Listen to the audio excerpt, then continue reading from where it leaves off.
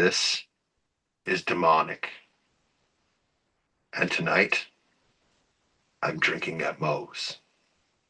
This is Drinkinatmos, where we talk about the pros of pro wrestling in the Midwest while sipping on some brews with blessed beers and wrestling. That's my scene. Death matches and lucha libre, it's all so mean.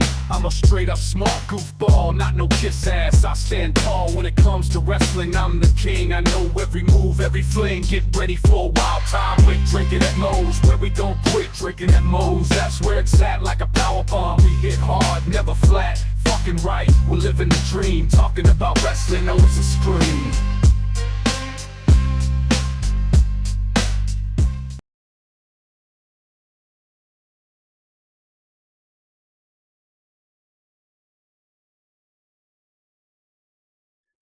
You know, I've always said here at Drinkinatmos, just because it says drinking at Moe's does not mean it has to be alcoholic.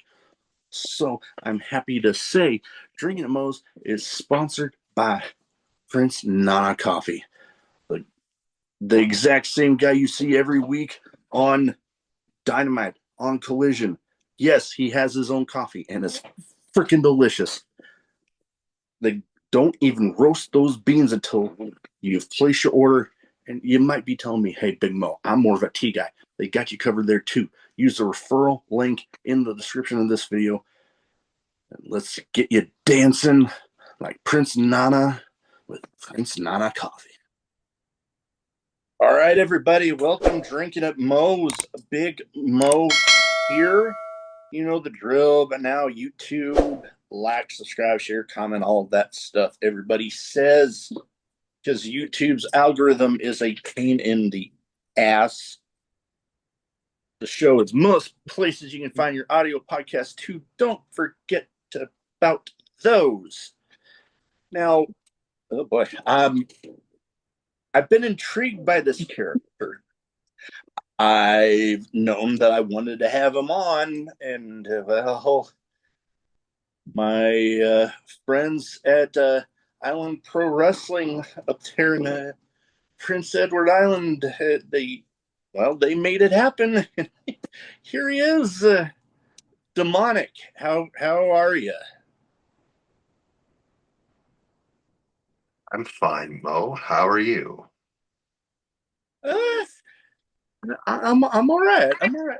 Little, like I said, I've been intrigued by you, and I thought it would be interesting to have you on. And oh man, you're spooky. Are you nervous, Mo? Maybe a little bit. I don't want to end up like haunted or nothing.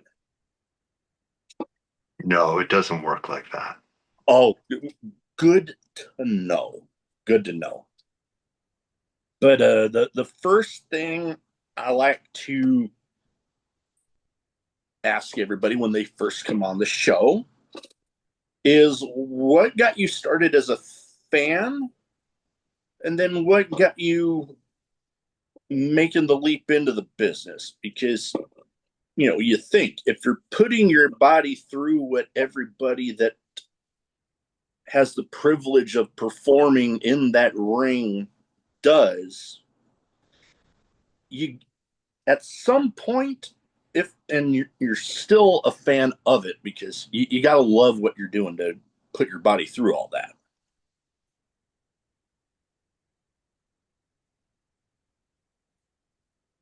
Goals are a precious commodity. And you're right. I do enjoy my work. But as for the vessel, this shell that I occupy, it is a wrestling. It made a deal. It wanted to live its dream.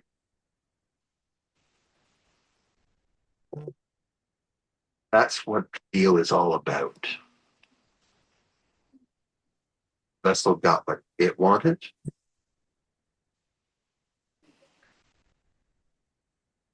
I got what I want.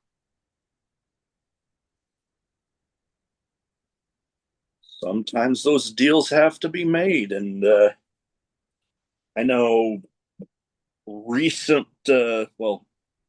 earlier this year, there was a whole thing with The Rock wanting Cody Rhodes' soul and that whole ordeal. And, you know, you making this deal, this vessel that you're occupying, making that deal, you know,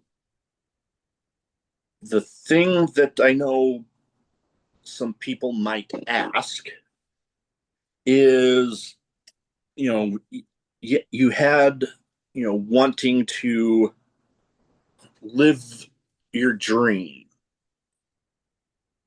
but what was the whole thought behind going to that extent of selling your soul to accomplish that? Well, it's a simple two-part answer. First, The Rock was going about it all wrong. There was no contract, there was no terms. The amateur work. Secondly, the vessel sold its soul because it had no choice. Hmm. It was it was nursing spouse for cancer. It was a father to three. What choice did it have?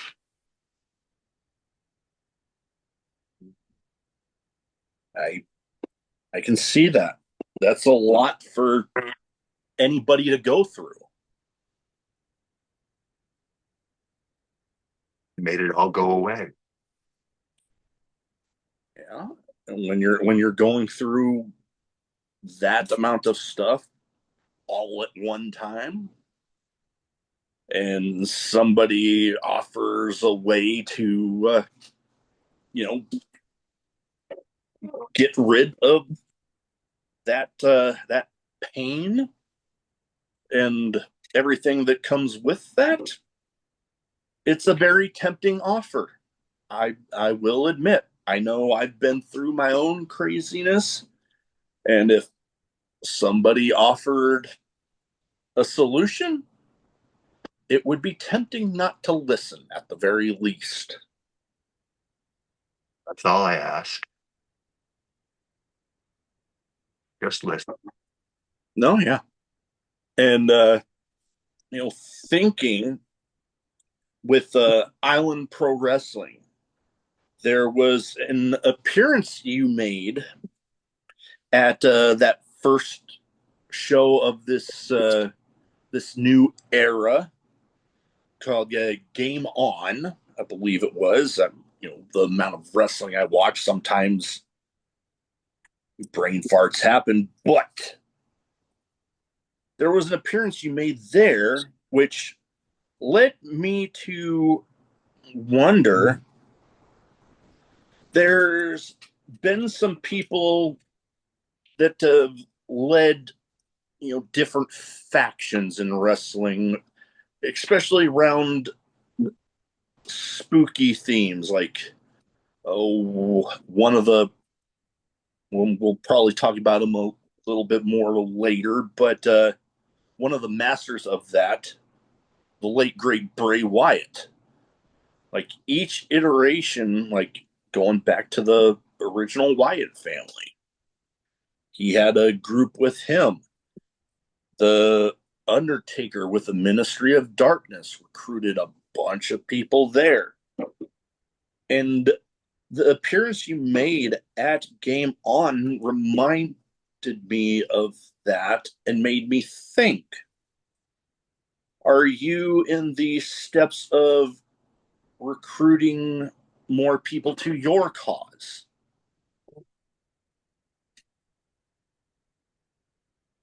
Always.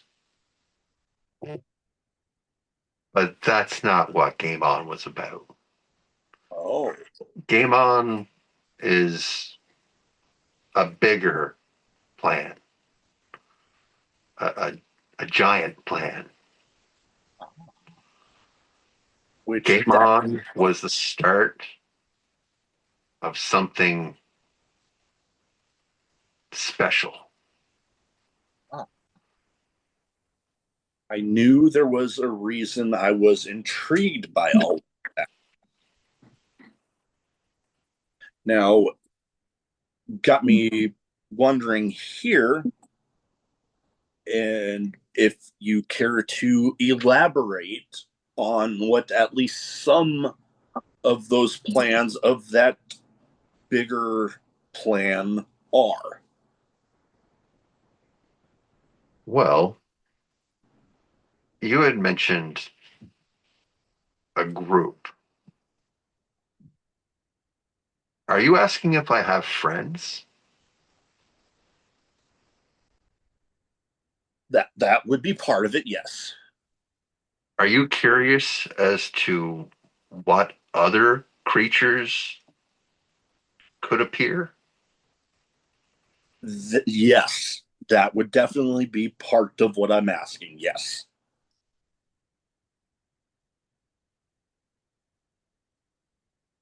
I am the Black Rose of the Maritimes. And one day, very soon, maybe as soon as September 6th,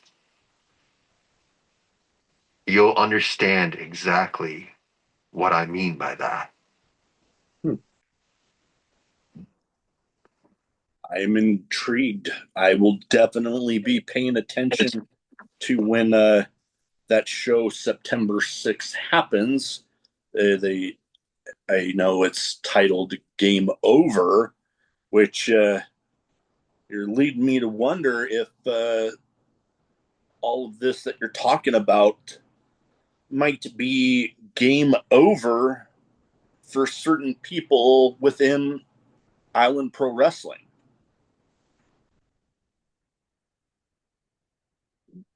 That almost sounds like an accusation. I, You wouldn't have names, would you? off the top of my head, no. I know there's definitely people that I've seen on the roster, like Giant Orion, that an intimidating figure in and of itself. I know they brought in a past guest of mine, August Artois, which I know he's still in the mix of things for the title, which I would imagine. I know it was, I believe, Dusty Rhodes that told DDP one time that if you're not planning on being the champion, then what the hell are you doing? So I would imagine once that title has been crowned, that you will be in the mix of things for that. Well, the thing about the champion, people come to you. You no longer have to go looking for them. True. So, what better place for a demon than as a champion? Come find me. Oh yeah, no, that's definitely a true aspect of things because it's like you mentioned no longer having to go out and find the people; they come find you. So it's that whole adage of no longer being the hunted. You're the hunter. You're now the hunted, and what better way for somebody to and keyword here, try to conquer a demon, then come after one. Which I think, from what I gather from you, you'd welcome people to try. Like I said, keyword try. Souls are a nasty business. So to be in a position where people willingly come to me wanting something, that's delicious.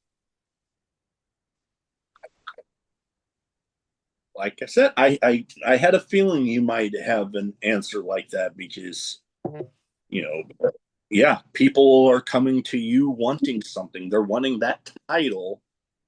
So for an individual like yourself that relishes on that, I'm sure you would be as happy as can be in that situation.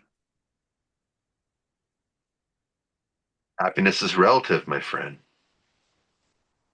I can understand that. Is You some can be a happy drug addict or a sad billionaire. true. But you know what they have in common? What? They both have a soul. True. Very true. They're to me. You can be good.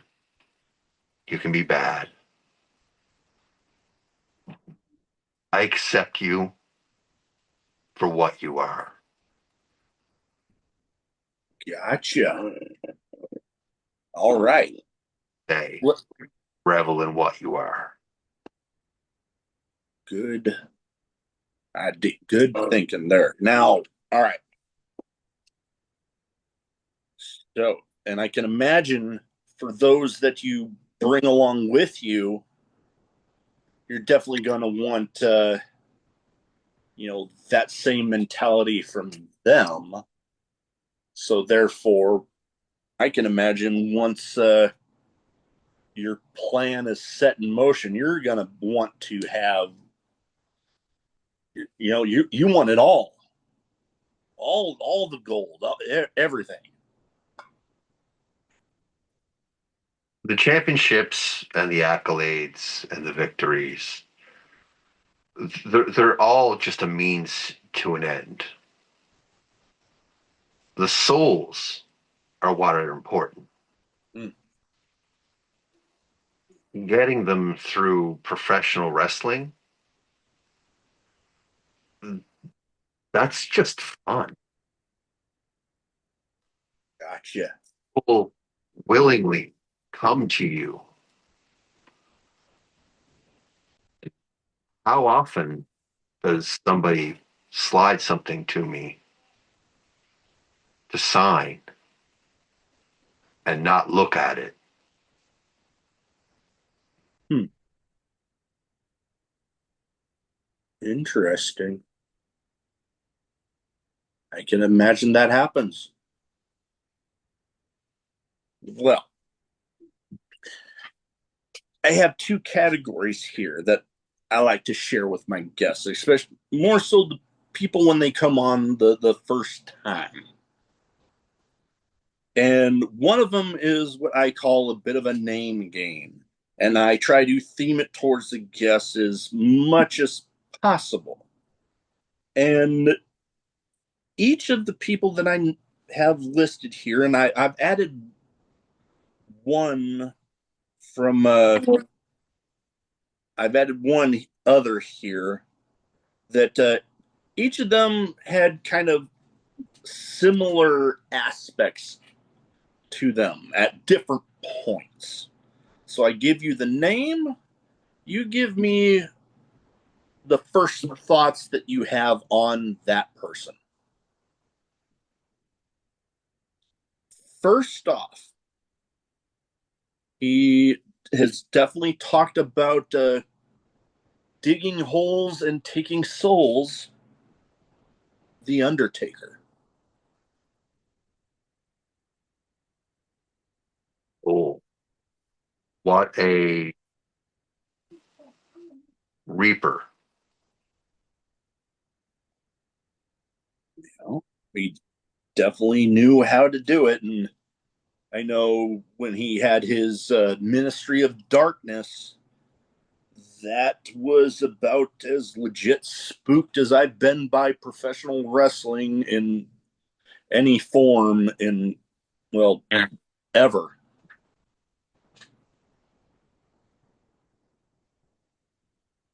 Sometimes things just feel right. And when that happens, everything can change quickly. True. And The Undertaker was very good at adapting. He's the monster you can't kill the same way twice. Very true. Very true. He definitely was, you know, they mention a lot in pro wrestling, being adaptable. And Undertaker was definitely a master at that. Now, next up, I have a guy that my show has actually had, a very little connection to him. I had a past guest on that happened to be a friend of his. I didn't find out until later the extent of everything, but I posted about having recorded with said person. I believe it was actually the episode release, and I got a Twitter alert. And when I went to check it, I about dropped my phone because it was the next person on my list here for the name game, the late great Bray Wyatt.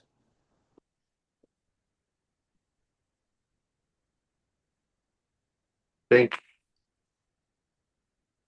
it was Paul Heyman who recently quoted in an interview as saying, "We may not understand just how intelligent he was with what he was doing for a few more years." I can see that. Callbacks to callbacks. He was very meticulous. He planned. Um, I would say that he understood the mentality of a monster. I would agree. I would agree very much. And yeah, going all the way back to, the original Wyatt family. And then, some of talking about another guy that was very adaptable, going from, the original Wyatt family to, the other iterations that they had of him, like the Fiend, and then all the way into that last run of his. Each iteration had something just a little different, but that same smart mentality that he had that was just very wise and very, very creative.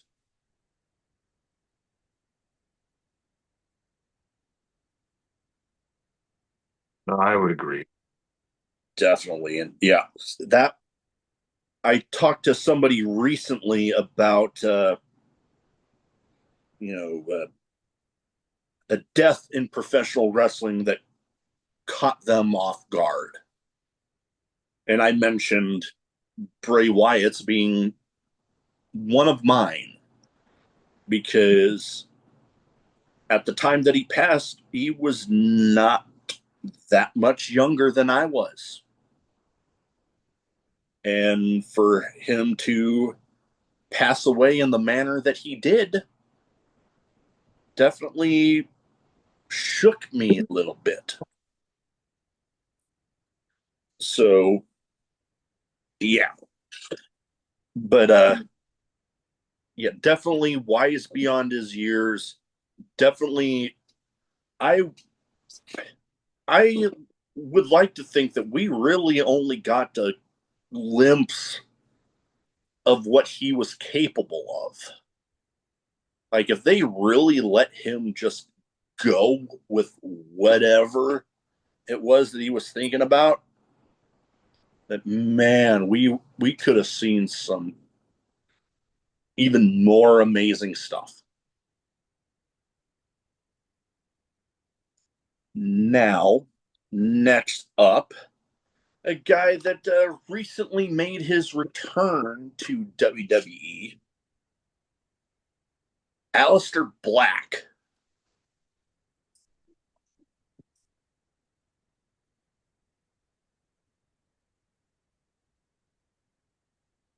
I would say he dressed better in AEW.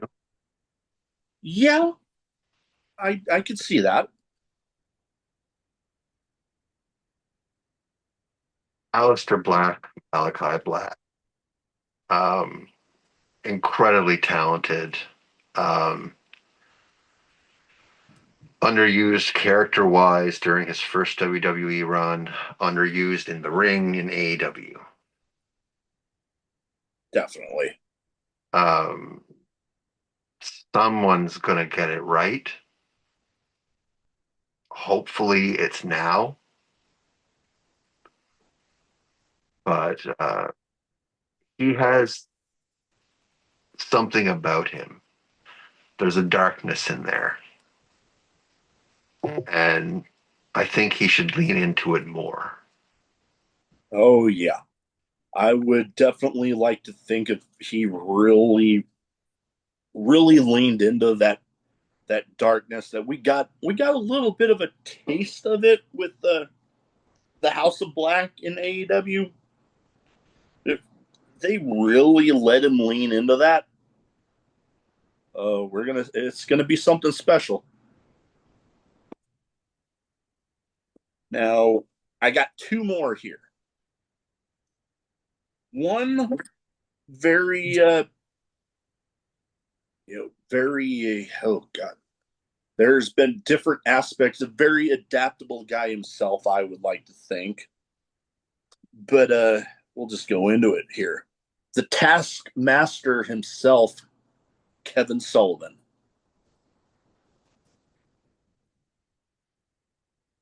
Hearing his name reminds you that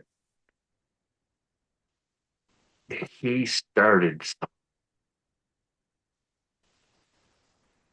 You have somebody like the Taskmaster who took the occult and made it part of him. Not everybody was doing that when he chose to. Yeah. So, to a certain degree, even though there were flaws with the presentation, he laid the groundwork that future characters like The Undertaker, like Kane, like Bray Wyatt, to a degree, myself, we all walk on that path. Yeah. He definitely laid that groundwork for sure. Mhm.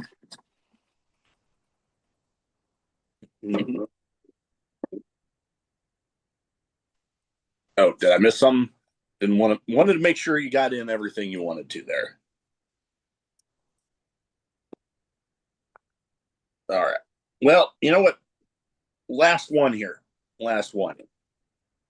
And this one more so his alternate persona here, but still does pretty damn well with it whenever he brings it out.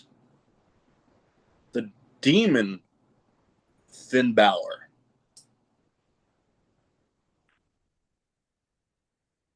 Finn Balor is a unique individual. He calls himself an extraordinary man, and he's right to. But the demon is something else, darker, more powerful, more reckless.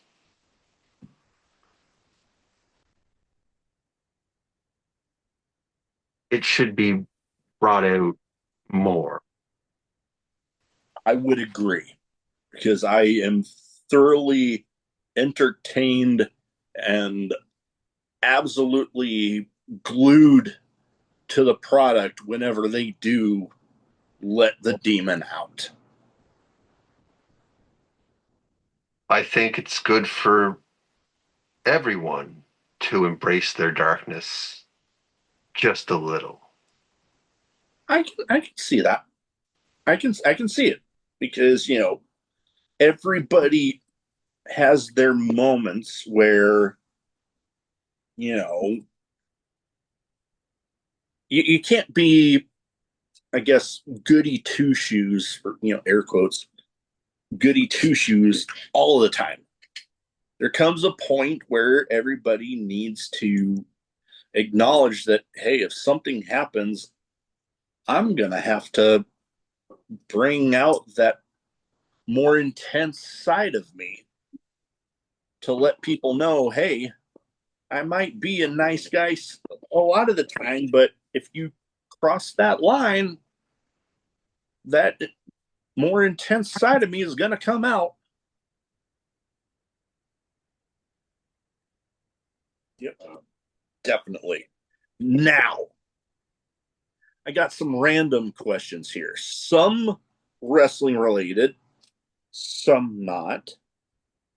Some nothing really to do with what we've talked about so far, but that's why I like to throw this in here, random questions. So I give you the question, first answer that pops into your head. First one, craziest in match moment for you.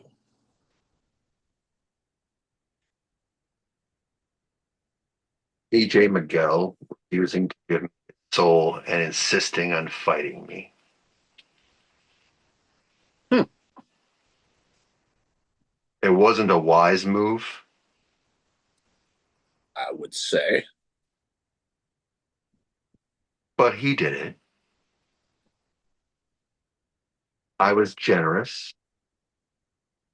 I had the deuce, Adam Doucette, extend my offer on my behalf at TakeOver. EJ foolishly squandered that opportunity. He paid for it,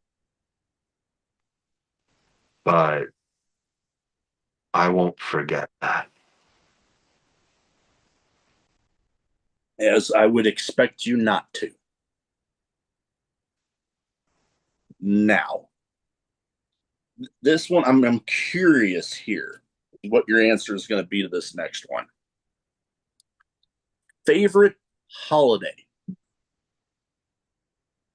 Mother's Day. Interesting. There's a part of me that was kind of thinking there'd be a different answer there, but Mother's Day. Care to elaborate on that one? Generate soul.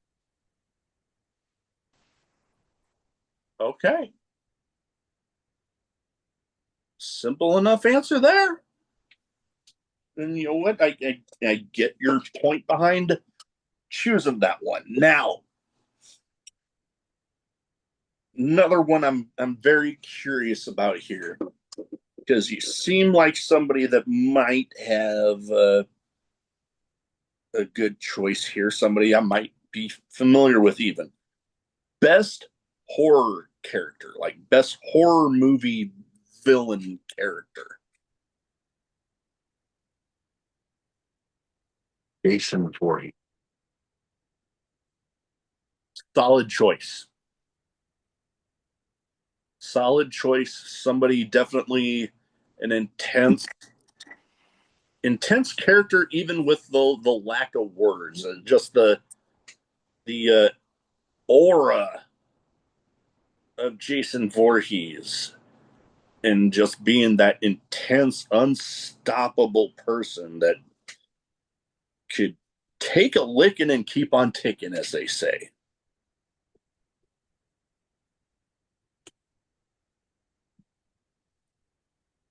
Jason represents determination, Mm-hmm. slow, steady progress. He doesn't run. Mm-hmm. He doesn't chase. He waits. Then when he's behind you, Then it's too late. You're fucked.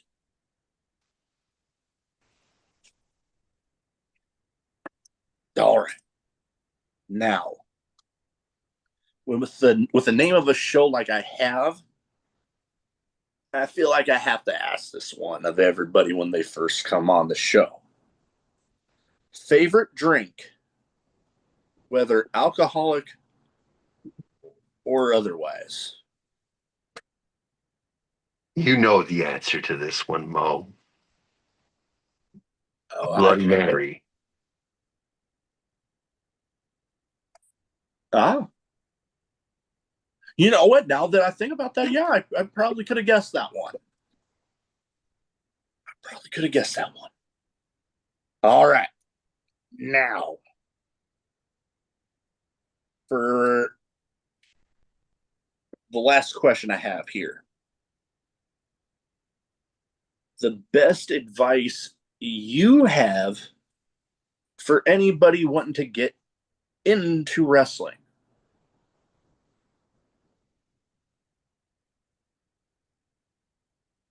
Other people's opinions of you are none of your business.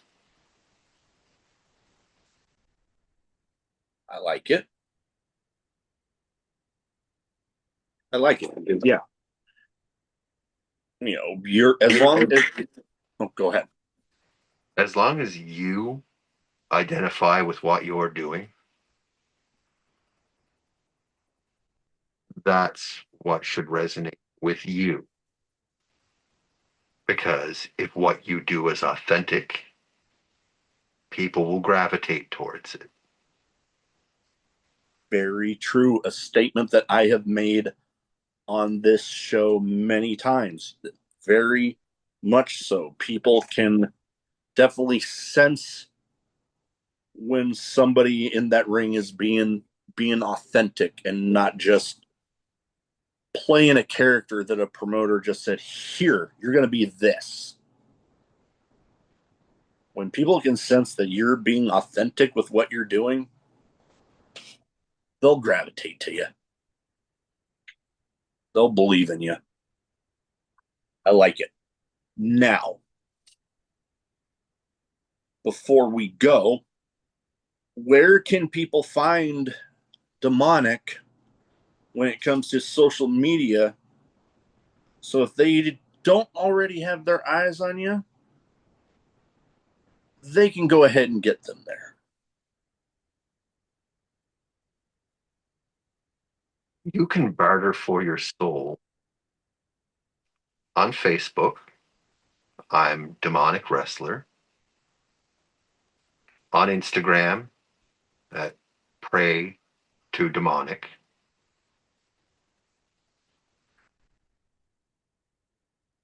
but I prefer personal. So if you're in the area on September the 6th at the PEI Brewing Company, Game Over will be fun. Definitely. I definitely want people to pay attention to Island Pro Wrestling because they've definitely been very good to me. So definitely want to pay that back in any way that I can. So definitely pay attention to Island Pro Wrestling on social media. Pay attention to you because I know you got a fan in me. I'm enjoying. I'm intrigued. I'm going to be further intrigued to see what goes on with this plan of yours and seeing how that all turns out. But that is about all I have. I want to thank you for taking the time to talk to me tonight and share about this plan that you have for taking souls there at Island Pro Wrestling. The beautiful part of my plan is I'm not hiding it. Very true. Yep, you're not hiding it at all. I'm that's part of what definitely has me intrigued because it's like, hey, you're not making it a secret, so I want to see how this all turns out. You got me intrigued, as I've said a few times already. But man, you got me intimidated here. All right. Well, like I said, that is about all I have. Thank you again. And what maybe I can have you come back sometime once this plan really starts getting into motion. I'd like that, Mo. And do you know why? Why? You're a good soul, Big Mo. And I, I appreciate that. I appreciate the compliment. All right. Well, I'll, that's about all I got. All right. Now I have issue with my fucking button.